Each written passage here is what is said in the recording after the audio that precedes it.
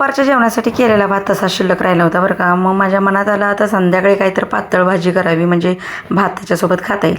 पण नंतर विचार आला की बाबा आपण पातळ भाजीसोबत खाऊ शकतो, पण लहान मुलं जर असली किंवा मोठी जरी असली, जर ज्यांना जास्त चवीचं खायचं असेल तर ते पातळ भाजीसोबत खाणार नाही. मग ह्या भाताला काहीतरी वेगळं वळण दिलं पाहिजे.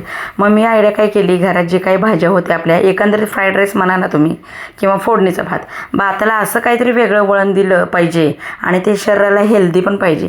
मग मी काय केलं, थोडंसं जे घरात शिल्लक होत्या भाज्या, कांदा, बीट, गाजर, कोबी, फरसबी ज्या काही होत्या त्या भाज्या चांगल्या बारीक चॉप केल्या आणि मस्तपैकी फोडणी मारी जिरे मोहऱ्याची, लसूण आलं लसूण पेस्ट टाकलं आणि सगळ्या भाज्या टाकल्या, मीठ टाकून हलवलं आणि थोडं नरम होऊ दिले आणि मग नंतर जो भात होता तो टाकला आणि मस्तपैकी शेजवान फ्राईड राईस मसाला टाकला. मुलांना पण ना अशा भाज्या केल्या की खात नाही, ह्याच्यात टाकून केलं की बरोबर सगळा भात संपतो. भात केला की संपवा म्हणावं लागत नाही. चला सबस्क्राईब करा की हो पटापटा.